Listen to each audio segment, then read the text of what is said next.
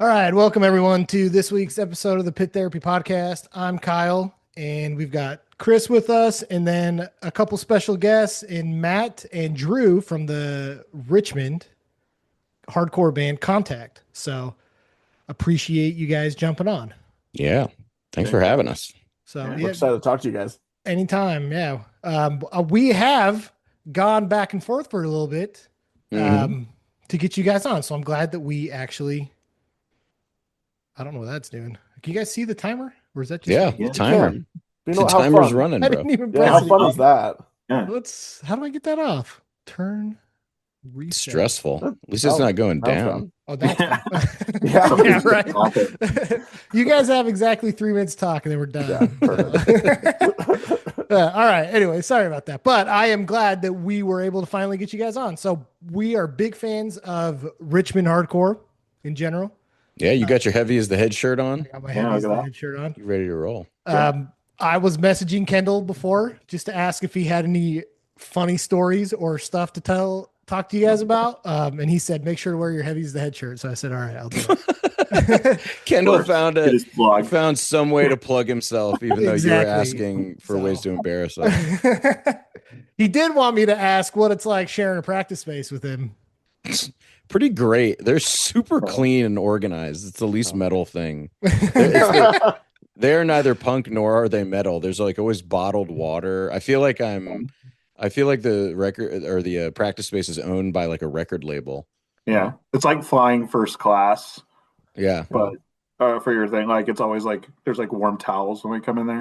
Yes. Yeah, love that. Yeah. And Kendall's an electrician, so the whole thing is like rigged up properly. My gosh. Yeah, there's times when I'm like, could I sleep here? Like, could I just chill here?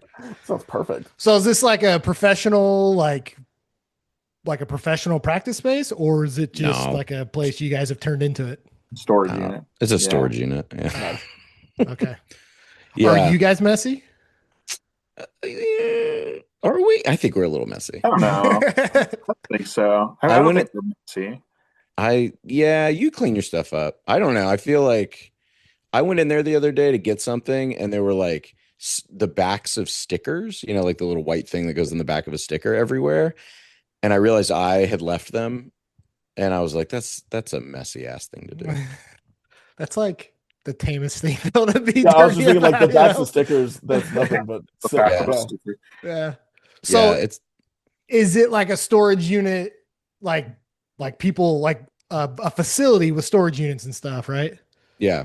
And people walking around just like getting into their storage units while you guys are playing? Well, there's other bands there too. Yeah. Yeah. So I mean, granted, like it's mixed. There's some metal bands and there's like an REM cover band.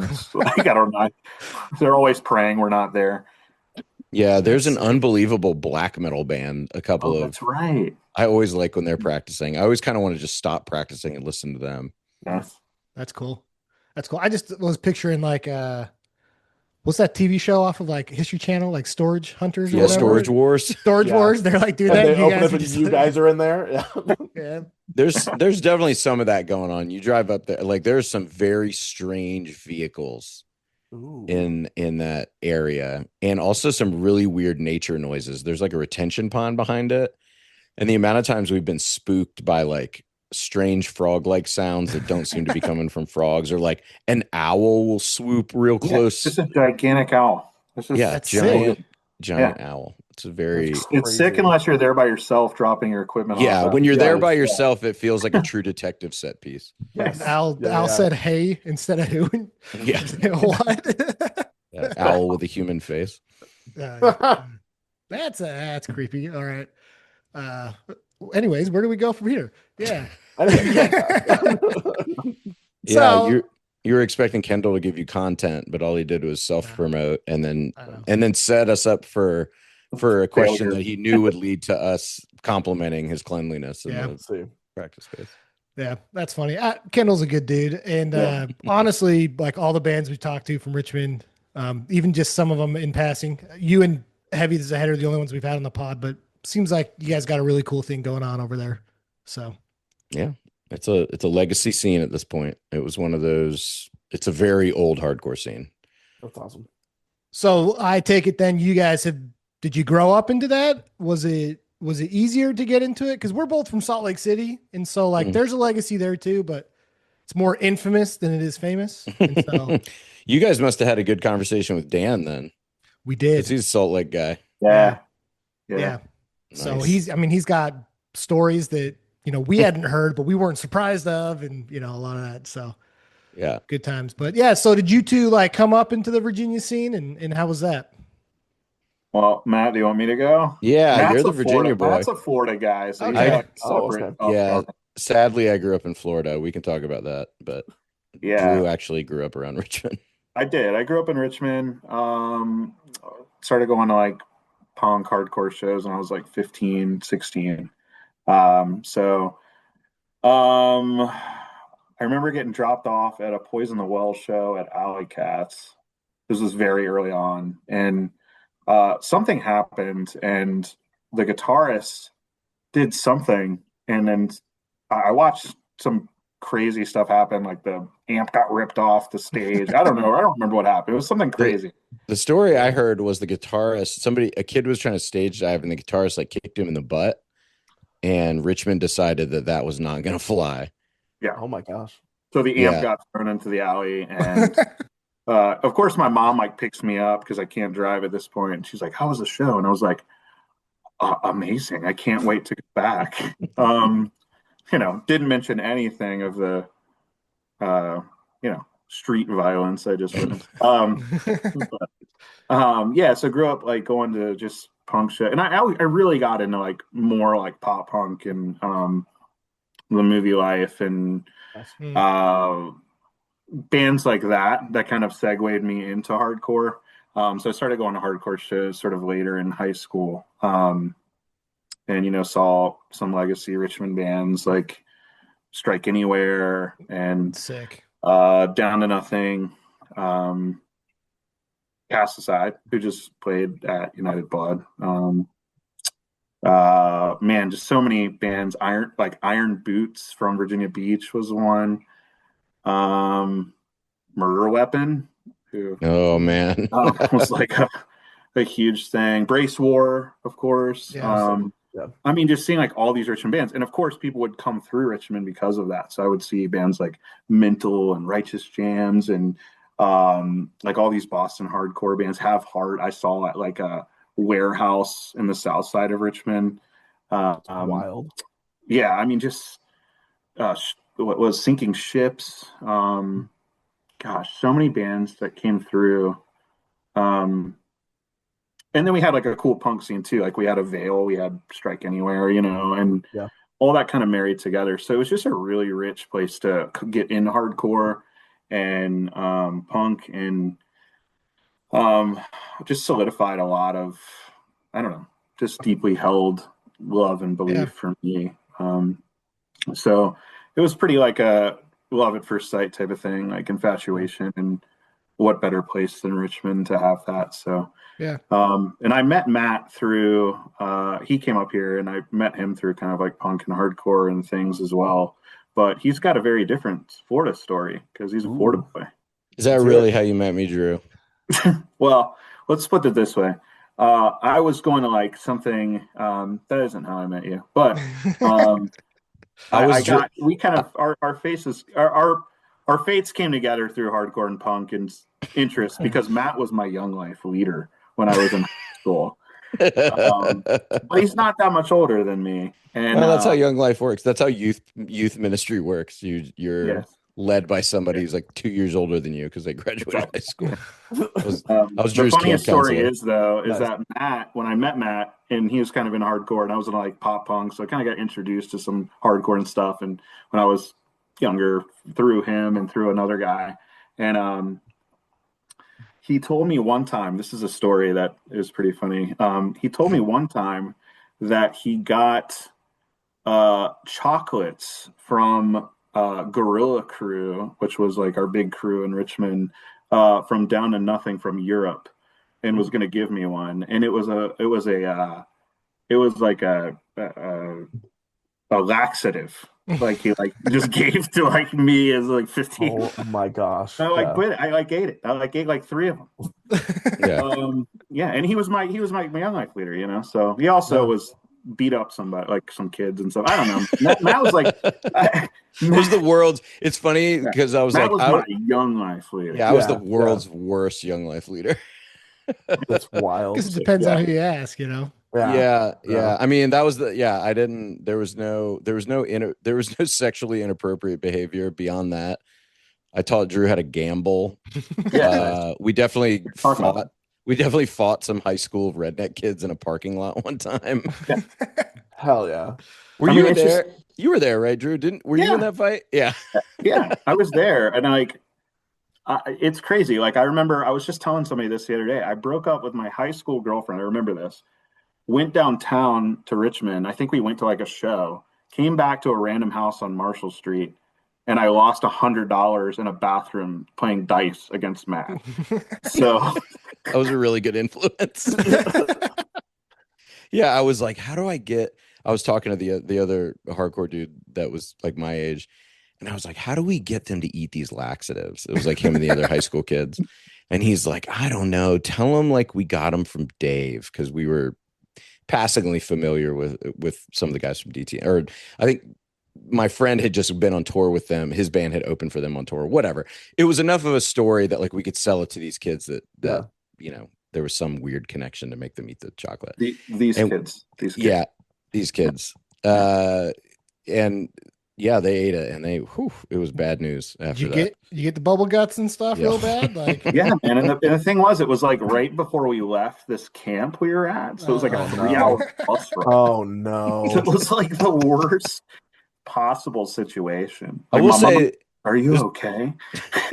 this was not unprompted. They were messing with us all week, not letting sure. us sleep, doing the things that high school See, kids there do it to their is. camp counselors. Yeah. I just you don't have to explain a lot of that to me and Chris. We grew up in very similar situations with with this kind of stuff. Church, Yep. scout Church camps, you know, Yep. all Exactly. we know. Yeah, bro. Yeah, we you guys get definitely it. know the business. So yeah, I grew up in Daytona Beach, Florida, right outside of Daytona Beach, Florida. But that, you know, the hardcore shows were in Daytona proper. And I'm a little bit, Drew just turned 38. I'm 41. And so I started going to shows in middle school, so 97 or 98. And did that I moved to Richmond when I was 19, like the last few weeks of my 19th year, and then turned 20. I think, yeah, turned 20 the summer I moved to Richmond. And yeah, how did I get to Richmond? So I was playing in a band. I dropped out of high school my senior year to be in like a metalcore band and tour. And we didn't end up actually touring that much. We mostly just joined the other hardcore kids to make trouble. Probably, maybe not quite as violent as Salt Lake City, but the same intentions. To just make trouble full time. To be like, I feel like we saw Fight Club a little too early, and it was like, this is our life. This is what we're gonna do. We're just gonna make trouble. And did that, and so was playing in a band, and then you know, the metalcore thing kind of got. I feel like we started that band, which was called Every Waking Moment, that nobody has ever heard of. And it was like a Poison the Well pastiche, actually, now that I think about it. And everyone started to get tired. As metalcore became the new thing, everybody started to get pretty tired of it pretty quick. So we started another band called Total Recall, which was like a Kid Dynamite sort of, actually wanted to sound like Strike Anywhere. And ended up touring with, so DTN and a band at the time called The Emergency, who was also from Richmond, played Daytona. I was roommates at the time because he had moved to Daytona to go to school, I think, with a guy named Mike, who was in a band called Revenge Therapy. And he's now in that band, I Am the Avalanche, which is the Vinny from, so the drummer from that band I grew up with, he's a Daytona guy, Brett. And then Mike, I was roommates with for a very brief time. When I say roommates, I mean he had a room and I lived on the couch. But And so Mike is from Virginia Beach. He was friends with all the DTN guys. And so we all hung out for the few days that they were there. I made friends with the Emergency who was touring with them. And then the next time the Emergency went on tour, they were looking for somebody to tour with. And they asked my band at the time, Total Recall, to go with them. While we were on that tour, I went to Richmond for the first time and I was like, I like it here. This rocks. All the Emergency guys lived in an apartment right next door to what was then the Nancy Ray Gun, but it's kind of the like CBGBs of Richmond. Like people, Cool. It was called Twisters for a time. People, have memories going back to the early 90s. Like, oh, it's all so-and-so at Twisters. Yeah. And so I was like, hold on. So you guys just live right next door to the venue. There's like a vegetarian, all you can eat Chinese buffet in between. You can walk to the 7-Eleven. The college campus is right. This is like, I felt like it was like the scene in Teenage Mutant Ninja Turtles where you go to like the Foot Clan lair, but the kids are all like skateboarding and playing arcade games and stuff. I was like, this is unbelievable. This is not reality. So I moved up. As soon as we got back to Florida, I had a breakup with a girl, hopped on a Greyhound bus, went to Richmond to live with the Emergency guys. Wow. And the rest was history. That's awesome. And met Drew very soon after that. He was still in high school, but one of those guys was a Young Life leader. And so I kind of did that with him and met Drew, and yeah, we've been friends ever since. I would say youth ministry was how we met, but hardcore is why we're still friends. And he's not just, I'm not just some weird old guy in his. I love that. So not to reveal anyone's ages, but like how long ago would you say it is that you guys met? I mean, I'm 41. I would have been what? Yeah. 20 years ago. Yeah, that'd be 20 years. I was sitting there thinking, I was like, man, I wish, sometimes I'm like, I wish I had like a lifelong friend like I see these guys. And I'm like, wait a minute. I kind of have known Matt more than half my life. And so I mean, you've known Kendall longer than you've known Kendall me. since I was like in middle school. Wow, that's cool. And Kendall watched me get beat up for wearing like an Atticus t-shirt when I was in like 6th grade. So way to step in, Kendall. Yeah, thanks for protecting me, buddy. He owes you one. That's why we made him mosh at the show the other day. We shamed Kendall into moshing at our show on Monday. Nice. Yeah, so I guess we've known each other for 20 years. That's crazy. So cool. Good for you guys. Yeah. Well, you guys have been friends for a long time too, it sounds like that. Right? So me and Trevor, who's the other guy that usually hosts us with me and him have been friends since, I don't know, 4th grade, 5th grade, like elementary school. Chris is a couple years younger than me and Trevor, but lived, Chris, 4 houses down or something like that from Trevor. And I didn't know Chris in high school at all or growing up, because he was just a couple, like when you're like 15 or whatever, a 13-year-old feels young, right? Like you're like, I want to hang out with a 13-year-old. So, but what's funny is Chris has said that like he knew about us in high school and was like, oh, I thought you guys were the coolest because you knew all the music. And they were the coolest. You might be the only person that's ever said that. So yeah. Hey, we'll take it. Did they give you laxative chocolates, Chris? Is that what happened? We're about to do that. We've been trying to figure that out. Great ideas. Yeah, Kyle's just like making notes as fast as he can. Yeah, I really am. Like, how am I gonna do this? So that's tight. So Richmond feels like a really cool scene. It's not the biggest city, is it? No, not like Mid-Atlantic. I mean, I'm trying to think of I think Baltimore is even bigger than Richmond, to be honest, like in size. Yeah. Yeah. And Richmond's very insular. Like Richmond is the smallest capital. Like if you're a certain age, if you've been around for a certain amount of time, you feel like you know everyone, to the point that sometimes it gets a little claustrophobic. Yeah. Like you be bumping into everybody everywhere. It's definitely a bigger city than Daytona, where I grew up, but that even feels more anonymous than Richmond. Richmond, it's like everybody. It has a big small town vibe for sure. Okay.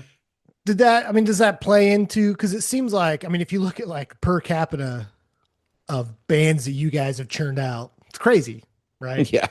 Because DC's not that far. Like, Baltimore's not that far. Like, you've got these big hubs next to you, but like Richmond has fire. Like, what do you think attributed to that? Because like Salt Lake City feels similar in my opinion, right? We're kind of detached from a lot of stuff. we have our own little bubble. Yeah. The difference though is I don't feel like a lot of Salt Lake bands ever made it like we're not talking about a Salt Lake band like we're talking about Strike Anywhere or Down to Nothing Yeah. or I Municipal will say Waste, right? Forever War though. Forever War, Forever War like, is sick, Yeah. and they're is playing sick, tons of big and shows. Yeah, that's the kind of stuff that puts Salt Lake City on the map. I mean, Yeah. absolutely. like that kind of record, I've listened to that record a ton since it came out, and not just because to put the plug in for the label but it's just solid music. Yeah. I mean, Yeah. stuff's awesome. Yeah. And that's a real Yeah. compliment from Drew, because Drew's not a metal guy. Like if metalcore gets through to Drew, it's good, because Yeah. it's not his go-to thing. Okay. Yeah. So Yeah. Because I guess like I'm not saying like from Salt Lake I don't want to get hate from these guys. Like there's been good bands in Salt Lake, right? Like we grew up with incredible bands in Salt Lake, but like I just never really heard of like, maybe I'm putting my foot in my mouth, but like I never really heard of these like Salt Lake bands that got huge, right? yeah, That makes me curious. Like, who was your Avail? Like, who was the band that, like, who was the Johnny Appleseed? So like my generation, like when I was growing up, like I had an affinity for like Aftermath of a Trainwreck. Like that was Okay. a band that like Okay. huge Salt Lake band. Everyone knows them. You have like stuff like Clear, Cherim. Those Clear, are, I've heard of. yeah, those are like solid Salt Lake bands, like Yeah. define the scene for us, especially in Salt Lake. I guess I have like a curiosity in though, like why a similar sized place like Richmond would have these like global bands that everyone knows about, like Strike Anywhere, you know what I mean? Or Down to Nothing. Yeah. I have a theory, but Drew, do you have a theory? I mean, I think my theory is from podcasts I've listened to with like Thomas on them, like from Strike Anywhere, and just it's those guys grinded. I mean, like grinded in a way that I don't even know that we like, like posting something once in a while feels like a grind sometimes, but like these guys were like hitting people up on phone, the phone. Yeah. They kept like notebooks of places to call and go. Like, Yeah. I think they just like created a network beyond the internet that dug very deep and was very authentic, and people were able to latch onto that. I mean, I remember like early on, Strike Anywhere was like huge in like Brazil Yeah. and stuff. I was like, Oh, that's funny. Yeah. well, how do you like, I mean, how do you get huge in Brazil before the internet? Like I like in my head, like, but just like creating like kind of grassroots and stuff like that created legacy for bands now and bands to follow them.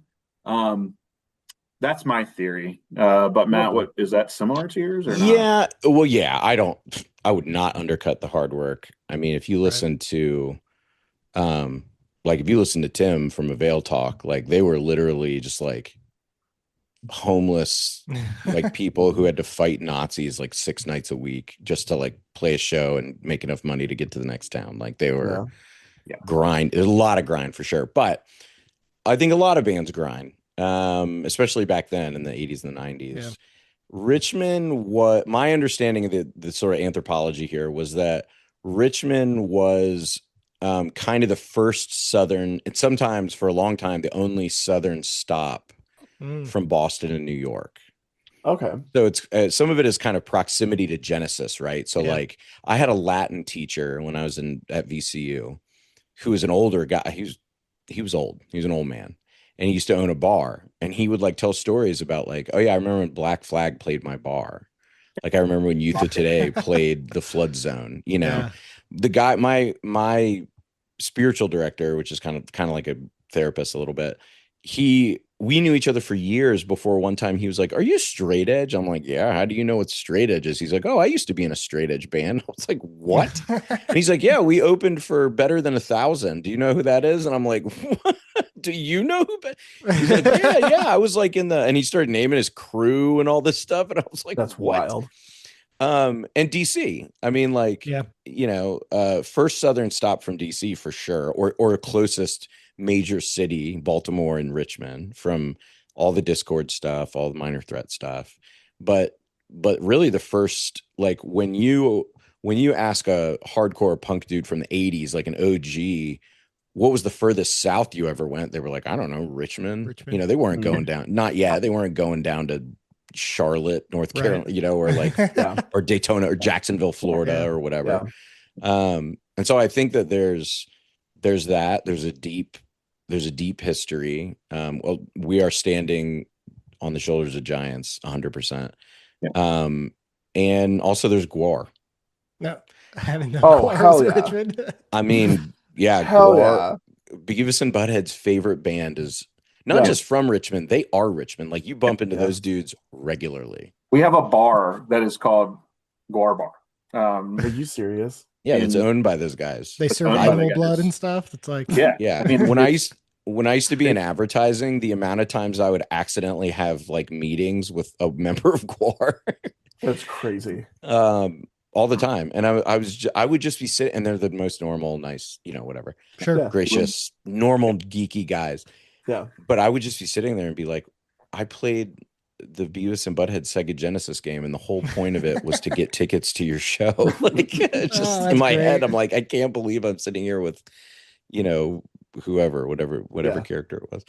So I think they obviously always existed in more of the like Ozfest, Beavis and Butthead, Sure. shock rock, but those dudes were punks and Yeah. are punks. Like they were 100%. like their other band, the X Cops, is a hardcore band. Mhm. They're and I think they pumped a lot of good energy into everything from what would become, you know, Avail to Lamb of God to just making Richmond a place to have an underground, you know, scene of extreme music, which hardcore used to be. Yeah. What a world we live in where you can credit Guar to that. I know. Seriously, You know? that's so Yeah, cool. There's a line. There's a line to draw there Yeah. Yeah. for sure. That's That's so crazy. cool. Yeah. And there's no like Richmond is also probably my favorite thing about it.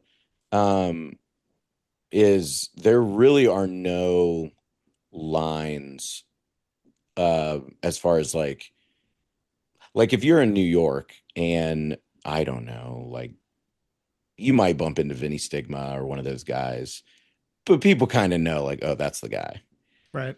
Like in Richmond, like Drew knows, I love to tell the story of the strangest moment of my life was standing in like 120-year-old ballroom watching my daughter do cotillion, which is like a Southern thing where they like learn manners and they're like dancing. And I'm standing there with Tim Barry because his daughter's doing it too. They're the same age. And Tim just leans over to me and he's like, this is the first time I've ever wore a suit. It's just like, did you wear a suit to your wedding, man? He's like, no, man, I didn't even wear a suit to my wedding. And we're just like talking shit, like standing there in this weird, because we're the only two dudes that don't fit in, even though in my mind, I'm like, that's Tim Barry. He's like, yeah, this is a punk. I'll talk to him because I'm not going to talk to the like finance lawyers that are like fourth generation, you know, Richmond millionaires that are standing here with us. And that's how it is. Like, Richmond, there's everyone's chilling. It's Cool. really not like a hierarchy at all. That's awesome. Yeah. So how did Contact then come about? So you guys knew each other for a while, but did you, Drew, like, did you play in other bands and stuff before? Yeah, I did. I played in like a man, it was like a pop punk band, probably like a Lifetime-y ish, movie life ish band called We Call This Courage. And we played a lot in our whatever capacity we could. Let's see what other bands. I played in a band called Mayfair, which was like a very poppy band with some friends of mine from bands called Love and Reverie and Race the Sun. I don't that's like a name that probably doesn't pop up, but yeah, it just like segued me into hardcore, but I hadn't actually played in like a pure hardcore band, even though I love hardcore at my like deepest. You know, I always kind of just played punk and pop punk and things like that. So then we had Matt play a show at some point, right? Like acoustically. Oh yeah, like Wrist I Rocket. forgot about that. It's Yeah, like it was Kid Dynamite. It's like a Kid Dynamite song, right? Like yeah, it's a Kid Dynamite song, but it was like Me with an acoustic guitar being real whiny. Nice. So, and then Matt approached me about a hardcore. He went and saw Count Me Out, which is like one of our favorite bands and a Richmond legacy band. And right, Matt, I'm Yeah, telling you yeah, the yeah. So story. I saw, yeah, so loved Count Me Out. Right after I moved to Richmond, they stopped playing. I think I missed their last show by like 8 months or something like that. And so never got to see them. And they played a reunion in 2018. It was 2017 or 2018. They reunited for United Blood, but they also played like a one-off gig.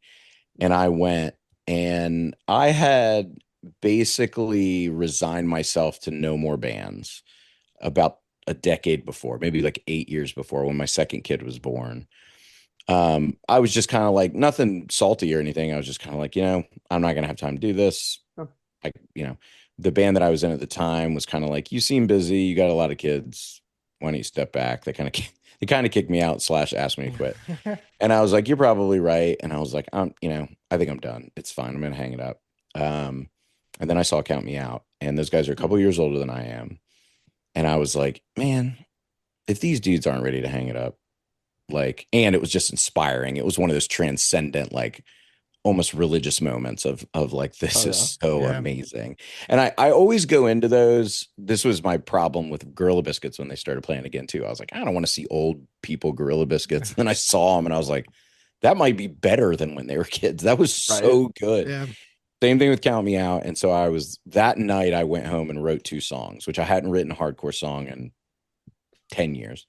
That's awesome. And, demoed them on GarageBand and just kind of sat on them and ruminated on it. And I went through some life changes that next 12 months, job change, some other stuff.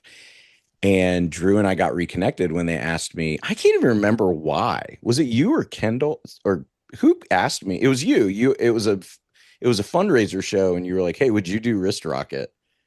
Yeah, Which was like my old pop we were punk playing band. with Fun Size in a living room, and Fun Size, like, it was River City High guys, like, amazing band.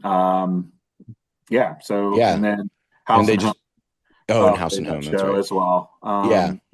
And they so- just wanted me to open and play acoustic. And I was like, yeah. And I hadn't played in a while. So I said yes. And then Drew and I reconnected. And the guy who ran that house show venue is the bassist for Contact. So I met him. Mhm. And then, I don't know. We just kind of rekindled our friendship. And I was like, like, why not? Let's give it another go. I think I was 36 or 7 at the time. I was a little younger than Drew is now. This is 2019. And I thought, maybe I'm not done. And these guys were definitely, well, Drew had never, like you said, you'd never really gotten an honest chance to be in a hardcore band, like a proper hardcore band. Yeah. And Camden was excited because I don't think he'd ever been in a hardcore band. And then Jordan, our drummer, had never been in a band at all. Okay. Yeah. I met him at church. He was like playing drums in the church band. And so we got together and practiced, and yeah, that was that. That's cool. So you said that like Drew, like you guys reconnected when you played that like acoustic show. Drew, did you look around and be like, hey, that's the guy who made me shit my pants as a kid? No, like, I gotta do, Matt. Like, I mean, I've done enough shit to Matt that, like, I probably deserve that 3 or 4 more times. But, like, I mean, I think it was cool to, like, pull Matt back into playing music. And reluctantly, I think, a bit. But it was fun to, like, pull him back into playing. And then, we had also never played in a band together. I mean, and that's the other thing that was crazy is, like, here we are, both love music, we love punk, we love hardcore, but we had never played music together. And so it was kind of like he and I would say, write most of the music. Yeah, we write songs. Which is also fun because we both play off a couple of things that each other, influences and things like that too. So it was cool to, like, pull him back in and then be able to play music with him. So even though he made me, awesome. made me shit my pants on him. I love that. Drew, I just need you to know that Buffalo just beat the Bruins. You're fine. Yeah.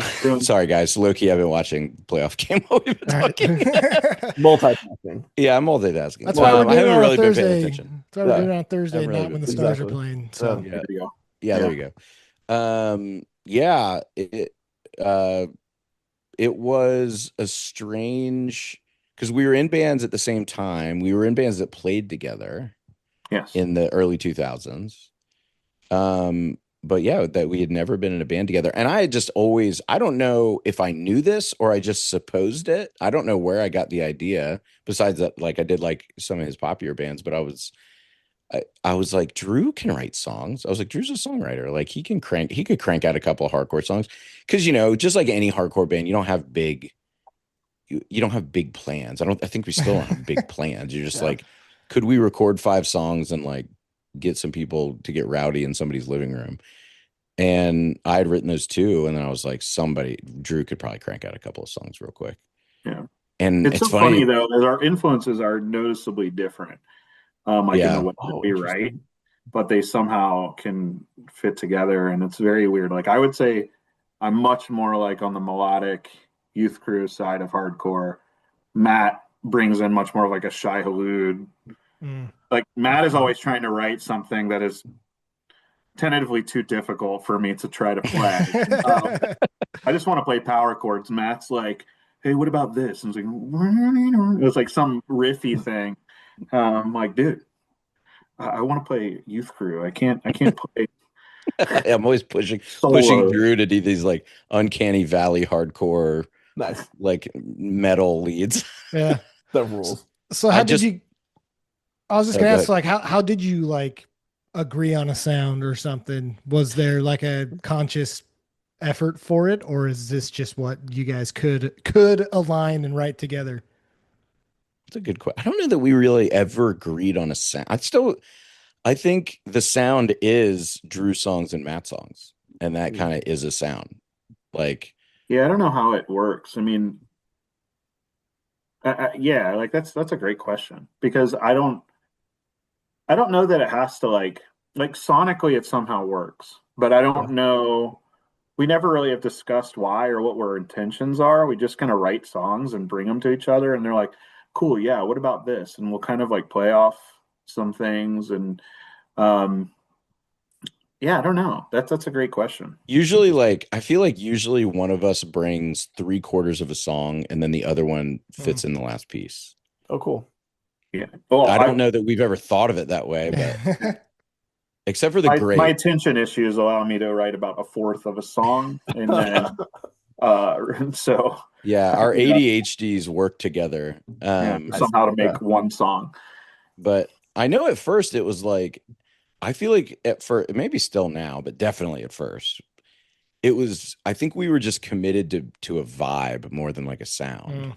Okay. Like we wanted to give off the like incense burning 108, like sort of Krishna hardcore thing. And we sort of knew that was going to be disconcerting anyway.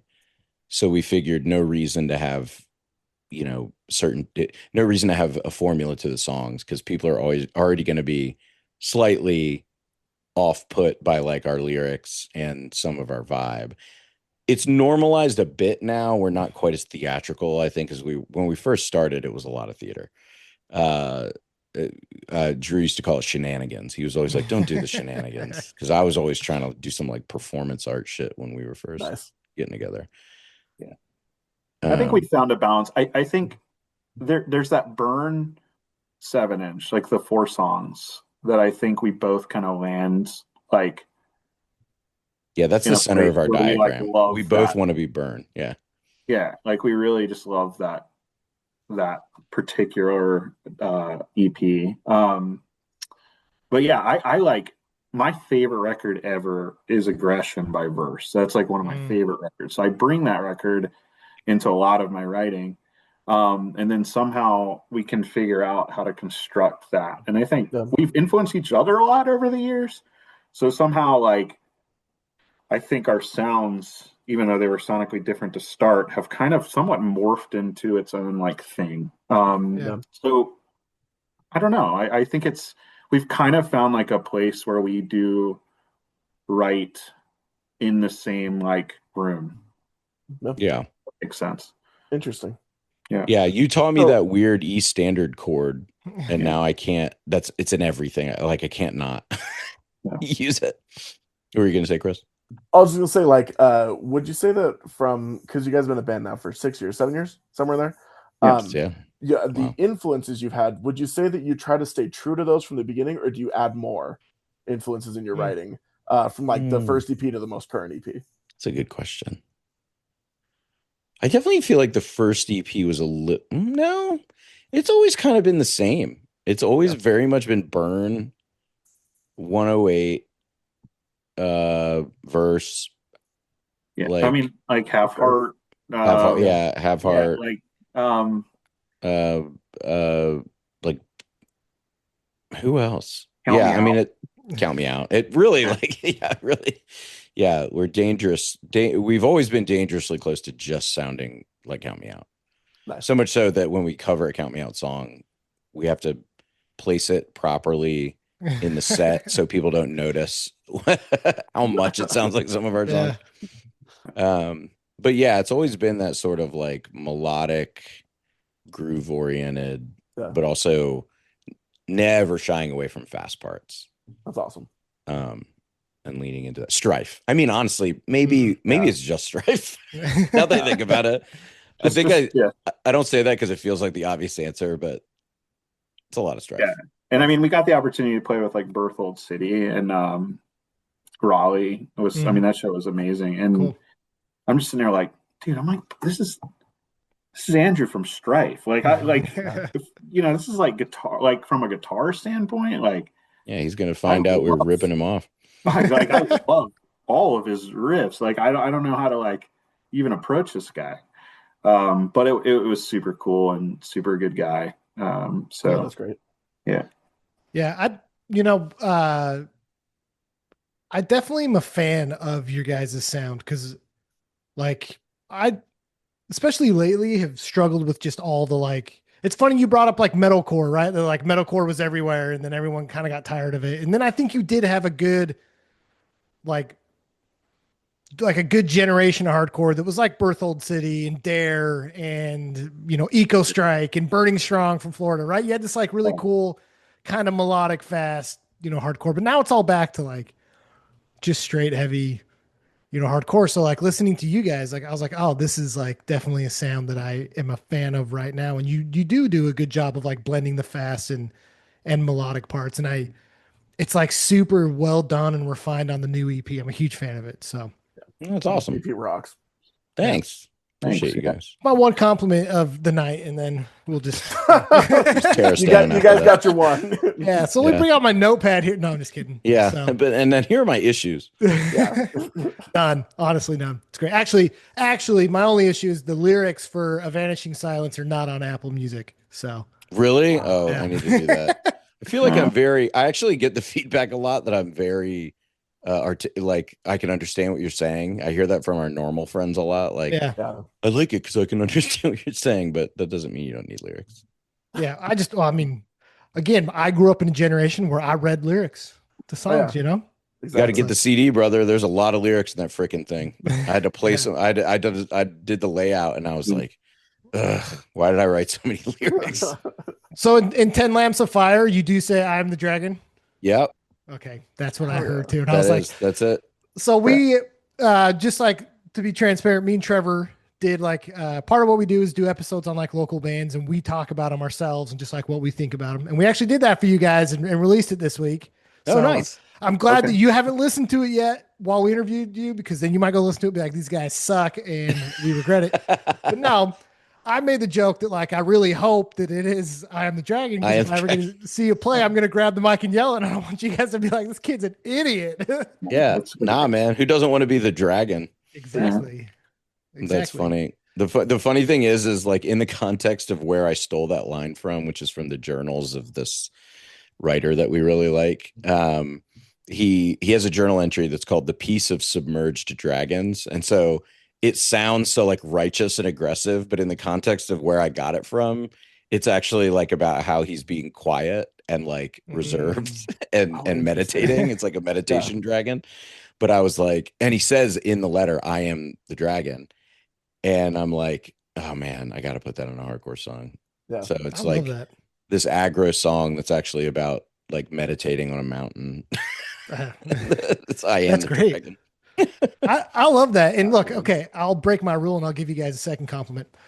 I love hearing that because again, like we're from a generation where like lyrics mattered, right? Like people lyrics came from places like this where people would read literature and it would make them think and then they would write about it of their thoughts and their feelings. And it wasn't just about beating ass all the time. It was like thought provoking. You bet Shai Hulud, right? Shai Hulud's the smart guys hardcore is what they call it, right? So I appreciate you saying and telling us that, like, this is from books I've read and literature, and I appreciate that. Respect. So I appreciate it's that. It's also ass beating music. Don't worry. It is also ass beating. I mean, you can beat an ass if you want to. I mean, Chris can't read, so like it's good that you. I just love that you guys just sing those words to me. I mean, so I'm finishing up my 15th year of being an educator. So I teach English as well. So that means a lot from like that standpoint too, because I do value literature. I do value like words and things like that. So Matt's always had a knack for it, and I think it's kind of married to our music and things like that. So it definitely matters to this band quite a bit. That's awesome. Yeah. Awesome. I love hearing that. I mean, honestly, it makes it easier on me because it's like I could try to plumb something out of the like bottom of my subconscious, and it's probably going to be some caveman stuff, or I can read something a smart person said and just restate it. Yeah, well, and seem smart myself. There's a time and place for the caveman stuff. I listen to that too. Absolutely. There's absolutely that. I think we need more of the thought-provoking stuff. And I say this all the time on the podcast. Like, I remember going to shows and like they're handing out pamphlets about veganism. They're handing out pamphlets about communism. Totally. I learned about all this stuff growing. And when I'm from conservative Utah, I would have never learned about any of that stuff if it wasn't for the scene. And like, we just don't do it anymore, Yeah.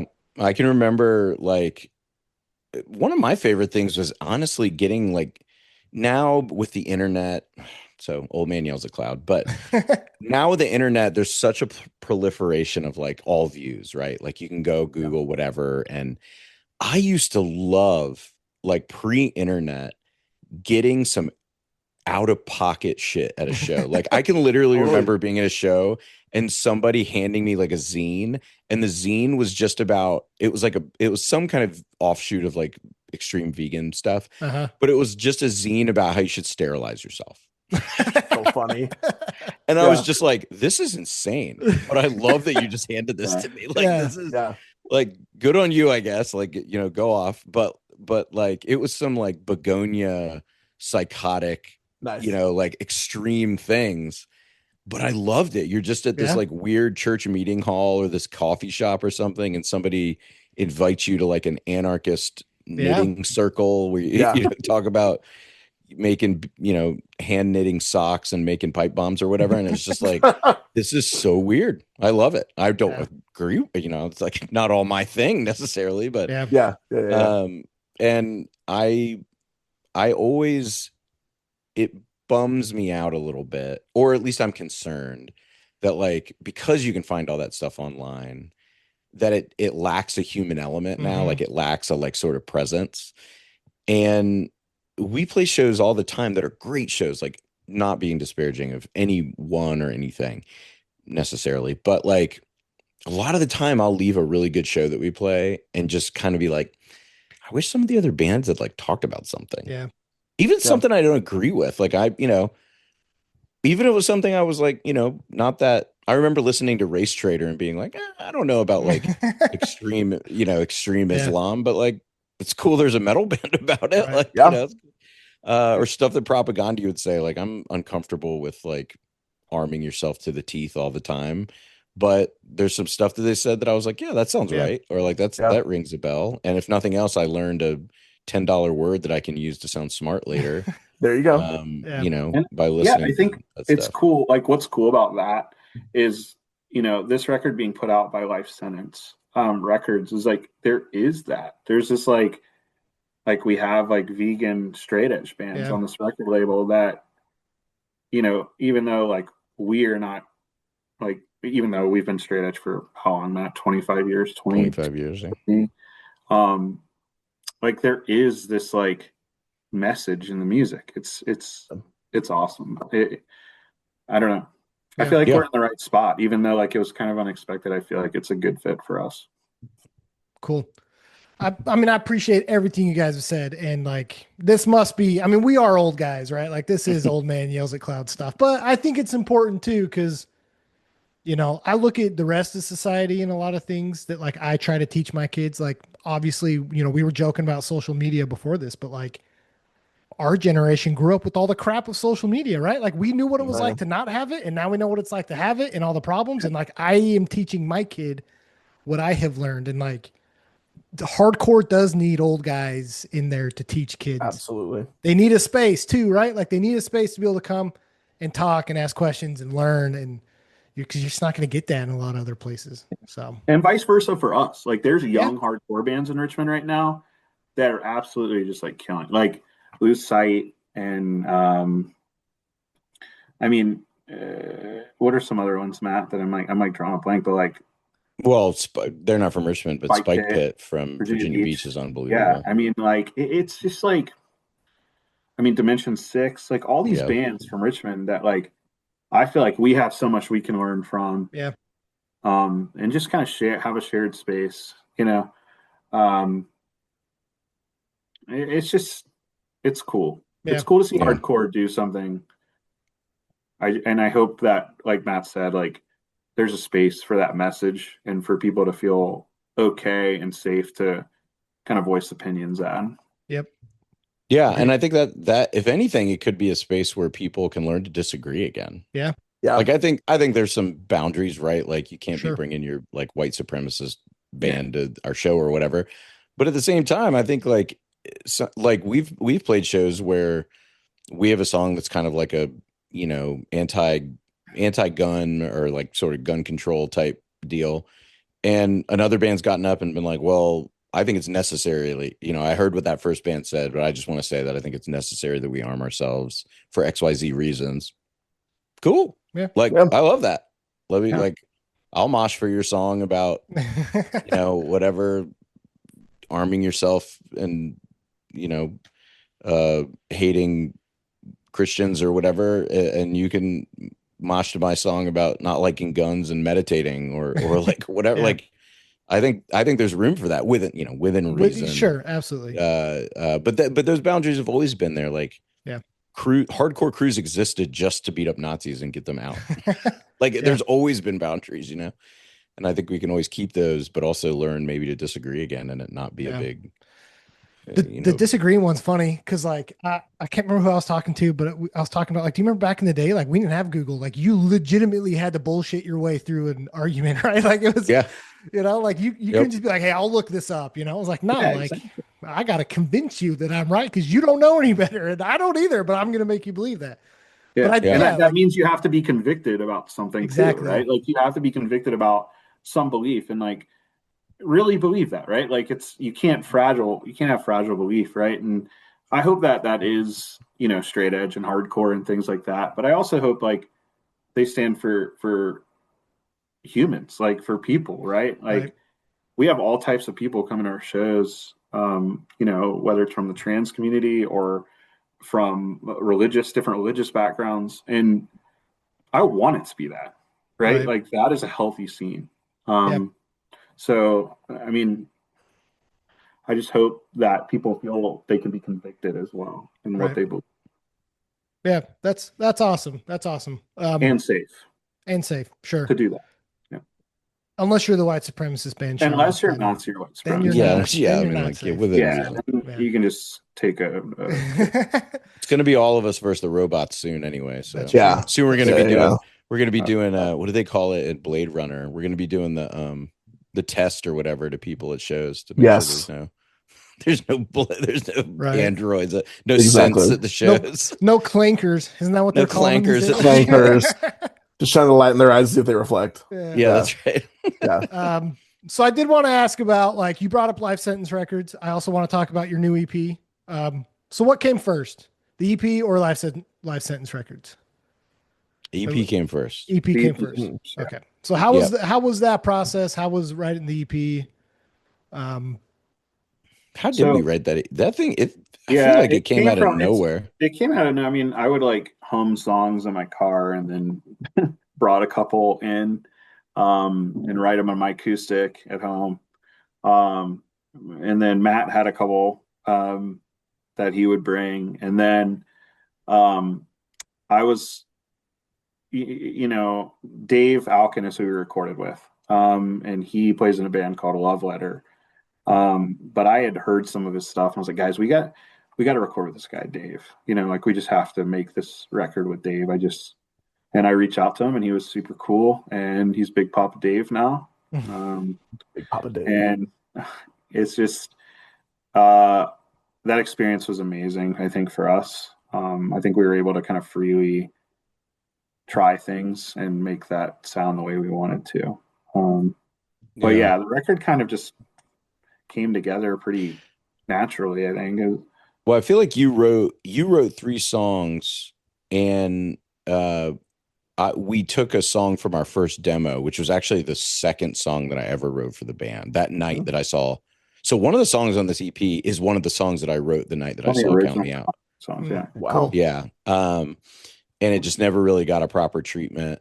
And then, you know, we had 4 songs and we were like, whatever, we could do like a digital release. We don't have to, or we could wait and do a full length. I'm weirdly anti full length. I like don't love full lengths for hardcore bands. Like I could, even my favorite hardcore albums, I'm like, it could have been 2 EPs. I don't know. I feel a little different. I feel like that's where we're headed. I think we're headed for, all right, well, go off, King. And then, so we had 4 songs and I was like, we got to have a 5th song. I'm going to sit down. I'm going to write a song. I get myself all jacked up where like Drew has this more natural to organic songwriting ability. I won't write a song for years. And then like, we'll just like shake it out. Like, okay, I got to write a song. And I'll literally sit down and write a song. And so that ended up being 115. We recorded with Dave, which was unbelievable. And then we played that show with Berthold. It was like us, Berthold City, Time Heist, Based, and Squint. It was like all of our favorite bands, basically. Rules. And we had done, were we done with no, and then we did the EP after we played that show. And we were trying to figure out what to do with it. And we reached out to Andrew from Berthold and Strife. And we were like, hey, would War be into this? And we'd reached out to a couple of other labels. And a couple of them got back to us in a more sort of tertiary, like, hey, thanks for this, but like we don't really have room on the schedule or whatever. Andrew was a little more talkative. He was very upfront. He's like, I don't have room for this year on War, but you should reach out to my friend Dan. He was at the show that you guys played with us, and he's trying to start his label back up. And so that was Dan. And so we reached out to him and sent him the record, and he, you know, really had to consider it because we don't necessarily fit. We kind of joke that we're an 80s straight edge band, meaning we have one non-straight edge member. But you know, we're not trying to front, like we don't have X's on our stuff, though we should. And you know, we're not vegan and not metal, you know, I mean, Life Sentence, really Excessive Force and that whole, is very metal. And so he really, like, it was actually probably one of the more flattering things I've ever experienced was to have somebody labor over, you know, not just give a quick, yeah, this rocks, or no, this isn't my thing. He really wrestled with it and asked a bunch of good questions. And then eventually was like, yeah, let's just do it. It's a little outside of my wheelhouse as far as the sound and the vibe, but like, let's go. And it's been great ever since. He's great. We text so much that my daughter has started calling him Dan the Record Man. Because every time she sees me texting on my phone, she's like, is that Dan? And I was like, and most of the time the answer is, yeah, it's Dan.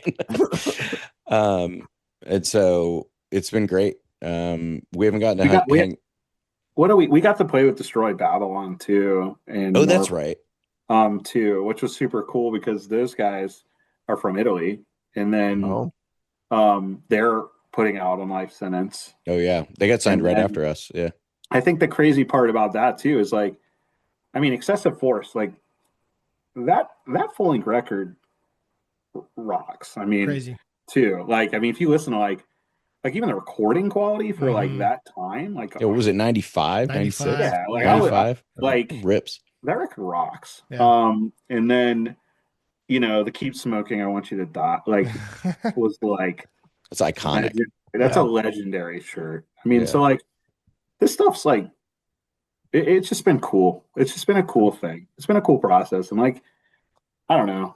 I'm extremely grateful to just be a part of it and be a part Yeah. of the story. To be A- honest, And then they just signed Cast Down too. They just yeah, which is our our guy friends Aaron from from Dayton, Ohio. Ohio. Oh, Yeah, cool. Yeah. Cool. Yeah. And they rip. So yeah, it was cool. It was like a cool process and not a bad story. And we're super happy. And then of course Dan was like, if we're gonna do a tape and a CD, there's tons of room on both of those formats.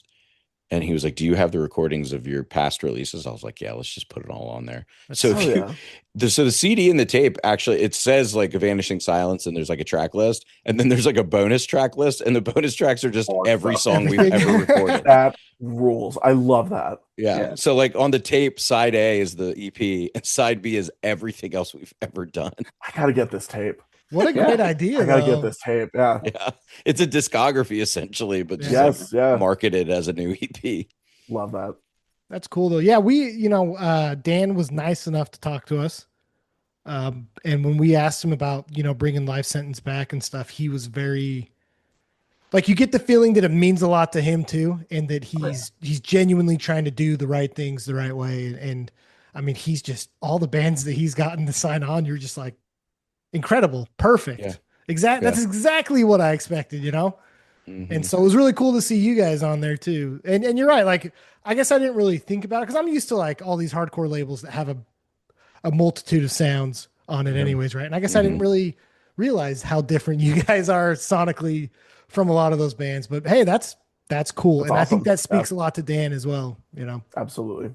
Yeah. Yeah. It was big of him to like take a chance on us. I think his wife like really likes Contact too. Okay. So she was like kind of pushing for us. We found out later, which was awesome. That's cool.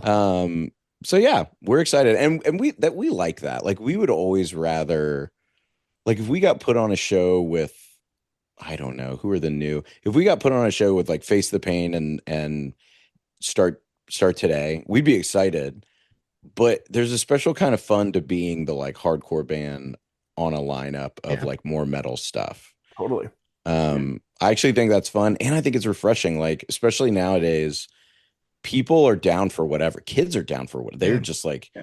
want to get out and like jump around. Yeah. Absolutely. And I think when you have a more like not standard, but if there's 5 bands and 4 of them are drawing from the same influences, and then there's us, it's not it's nice. It's like an intermission or something. People are Yeah. like, oh, this is cool. This is like punk, Yeah. The amount of times that we get the have heart comparison is flattering, but also we're like, I don't know, man. Like that's kind of like telling somebody they sound like the Smiths or something. It's like, I don't know. Yeah. I don't think you actually can sound like have heart. Yeah. But I think it's just because we're the hardcore band that they've seen. Of course. Yeah. Yeah. That's cool. So I don't want to keep you guys all night. Chris, I don't know. I've just like 1 or 2 more questions, but Chris, I've been talking a lot, so I don't know if you have anything else. If not, I can just kind No, of. go for it. My only question is, you guys put some extra sauce into the song "No Allegiance." Where did that sauce come from? Because that song is incredible. That's all. No "No Allegiance" like rocked me, grabbed me by the Thanks. ankles and spun me around. Yeah. We've just played that song. I mean, because it was one of the first 3 songs we ever wrote. Yeah. So we've played that song the whole time we've been a band. So first off, we Yes. just have a lot of reps in that song. Yeah. But I don't know, man. Like I think all of my ire for it, I've talked to a lot of people about this. We don't bill ourselves I think it's actually kind of stupid to call yourself a Christian band, but we can get into that another time.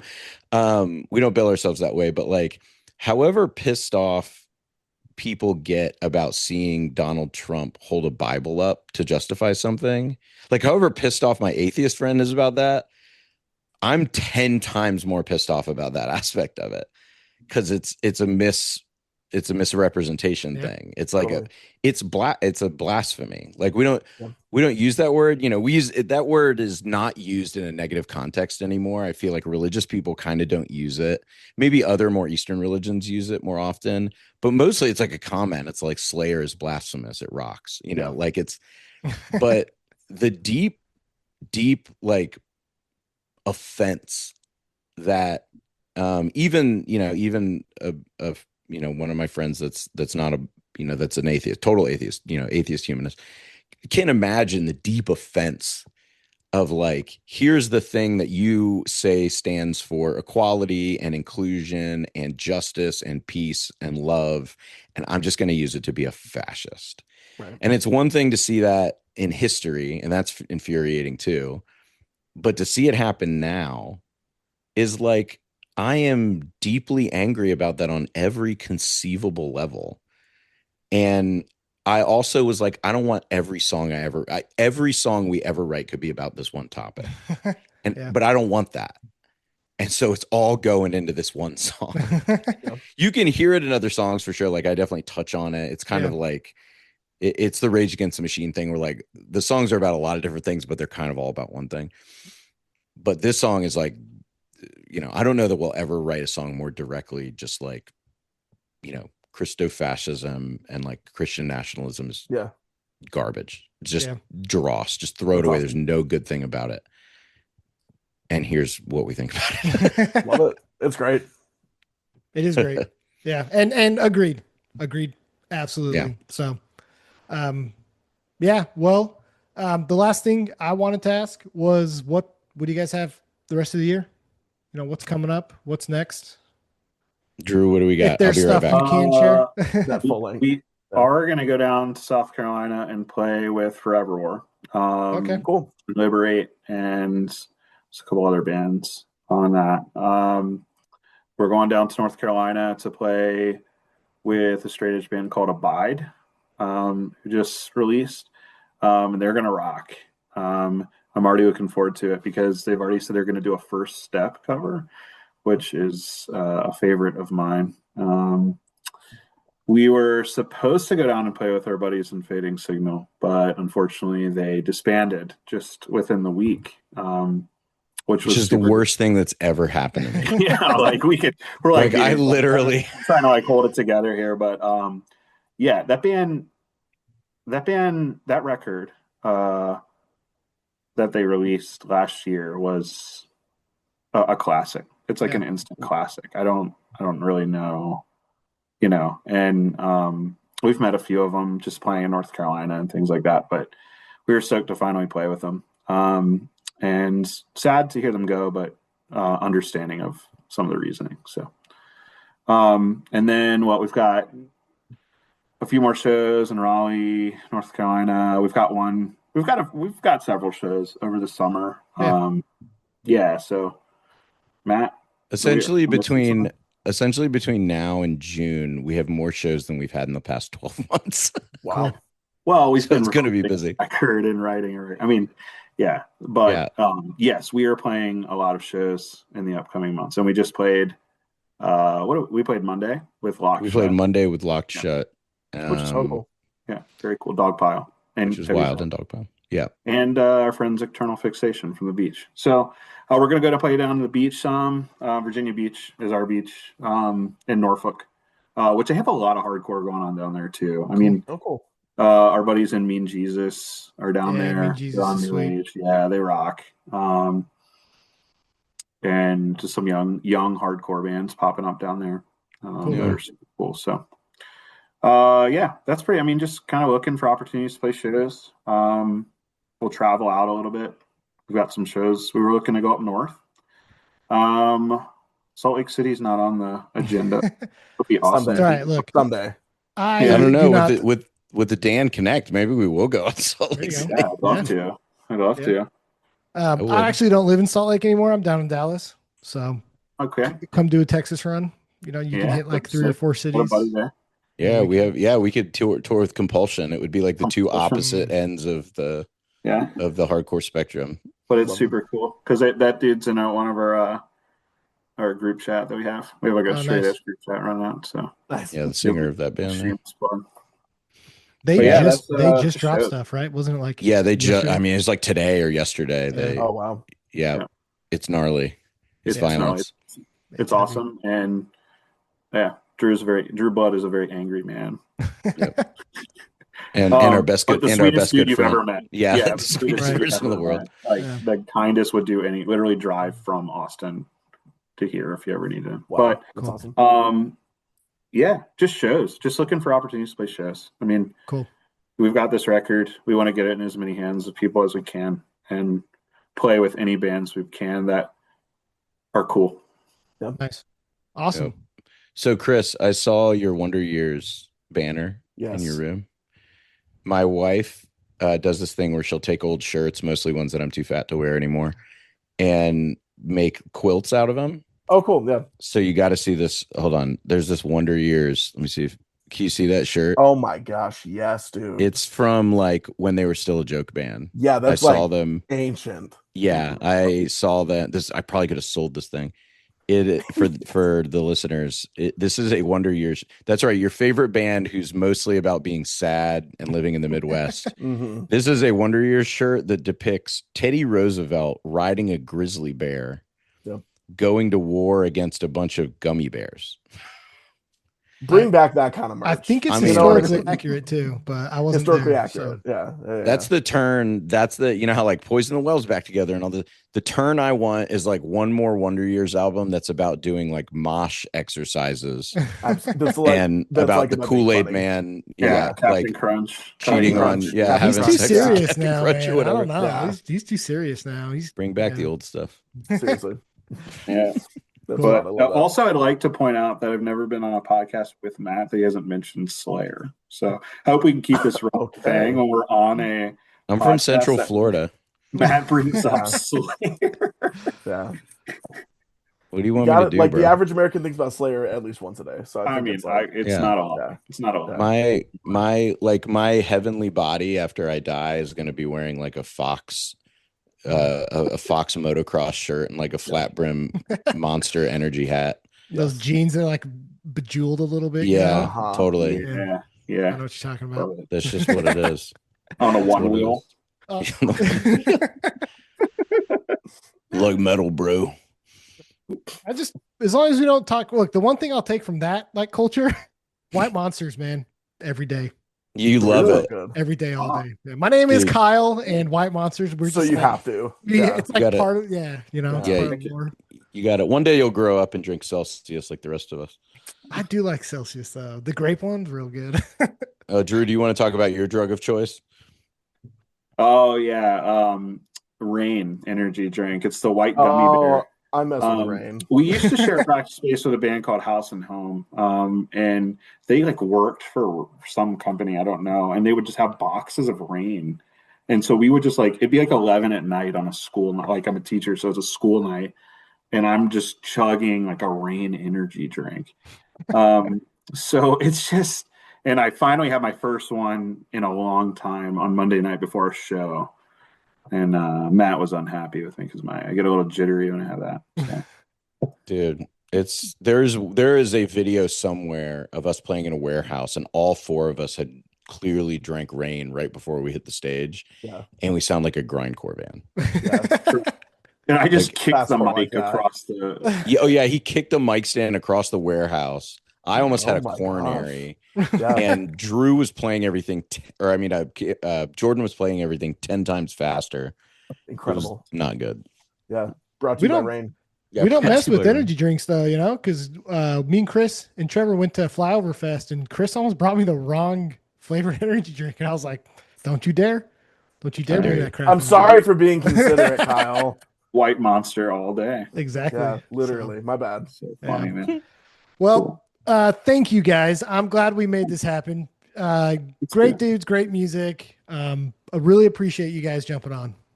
Yeah, thanks for having us. Yeah, you guys are awesome. Yeah. Thanks for anytime. So we should get you guys back on, and then we'll just dunk on Kendall the entire time.